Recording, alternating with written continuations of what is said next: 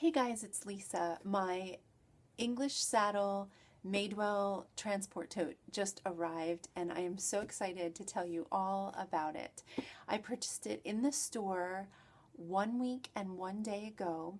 I chose to do that instead of just ordering it online, although you can do that also. But I bought it in the store because I wanted to really feel and touch each bag and decide which one spoke to me. So the bag retails for $168. If you choose to get it monogrammed like I did, that's an extra $10. And then with tax and things, it came out to $188.68. And since I had sold a lot recently on eBay, my husband gave me the go ahead to purchase it, so I did. So this is the box it came in. I was pleased to see that the bag was encased in plastic, which is a good thing. In fact, I think I still have the plastic in here. Yeah, it came in plastic, which is great. The bag was bent a little bit. That kind of disappointed me, but it was okay. There was also a card with it that says you can't return because I chose to monogram it, and I understand that. But here is the bag. Yay! Here it is. I'm so excited. So it was just a little bit folded. You can kind of see that it was folded just ever so slightly. But I don't really think it compromises the bag at all. The dimensions of this bag are 17 by 13 3/4 by 6 inches deep. So it is taller than it is wider. I think it's just perfect. The strap drop is 8 1/4 inch. I think that's just perfect. It's the sweet spot on my arm. I can tell that I'd have enough room if I wanted to wear a coat or a jacket. It's just perfect, just the right size in every way, in my opinion. It is all natural leather that is dyed with vegetable dye. So because of that, the leather is something you have to be really careful of. It was rubbed for 24 hours, I understand, to give it this nice, beautiful color. I chose to monogram my initials on there, and you can see that the block lettering is such that I chose to put my last initial last instead of in the middle, like sometimes people do with monograms. I chose the gold foil, but you can also opt for just an imprint if you would like that.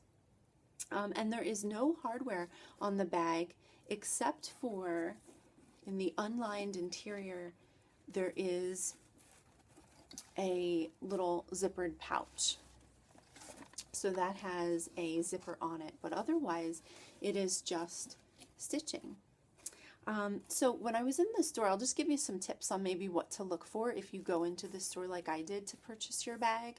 The first thing I did was I went around and I felt every bag, and some of them were drier, some of them were moist, some of them were smooth, some were a little more not so smooth. Each one had its own kind of characteristics. So I ended up picking one that was a little more moist, at least that's how it felt to me. And I also picked one where I think it's very important that you set the bag down to see how it sits on its own and see if you like the way the leather sits, because generally speaking, the way the bag is when you select it or the way it comes to you in the mail is probably going to reflect how it's going to be over its life. I also looked for a bag that the edges lined up, as you can see. Most of them did. Occasionally there were some irregularities, and if you like that, you might want to select a bag like that, but I kind of wanted one that did line up pretty well. And then I think it's important to look in the light and just see how that leather reflects the light, because sometimes in the light you can see different grains of the leather, and I wanted to make sure I liked all of that, all the way the the leather was in the light. So that's something to look carefully for if you decide to select it in the store. However, there was so much uniformity between most of the bags that I would say if you choose to buy online, you're probably going to be quite pleased because they all really looked identical. It was only when I got very close to each one that I could see minor changes. But I definitely got the bag that I selected, and I know so because I took a photograph of it. There is the tiniest little scuff right here that I kind of just liked. It endeared me to it, and I took a picture of it, and then as soon as I unwrapped it, I checked to see if that little scuff was there, and it was, which means this is definitely the bag I selected. Also, just want to let you know for the care of this kind of bag, because it is natural leather that has not been treated. It has been dyed with a vegetable dye, but it's not treated leather in any way. You actually don't want to put lotion on it. There's conditioning lotions out there for leather, and that is not something you want to use on this type of leather. If you do, it kind of messes up patina, which is the bag's ability to kind of react to the atmosphere and also to the oils in your hands. And patina is when untreated leather, like high-end untreated leather, kind of creates a barrier against its environment, if you will. It kind of like grows a barrier, like your bag's alive. But anyway, and it gets a nice honey golden sheen to it. So I'm hoping my bag will patina nicely, and most likely the handles will patina first and become a little bit darker than the rest of the bag. Because my hands will be, the natural oils from my hands will be on the handles more often. So I'm looking forward to that. I'm not sure yet if I can use waterproofing spray on this. If you know, please leave it in the comments below for me. I would really appreciate knowing that. I think what I'm going to do is use this interior pocket for a plastic trash bag, perhaps. I'll just keep one in there. That way, if I'm ever caught in a rainstorm, I can quick put my bag in the trash bag, and I know it won't look very fashionable, but at least I will be protecting my investment. So that's one thing I'm going to do. And then the other thing I want to do that you might want to do also, over time, as this bag gets used, generally the bag starts to round out on the edges.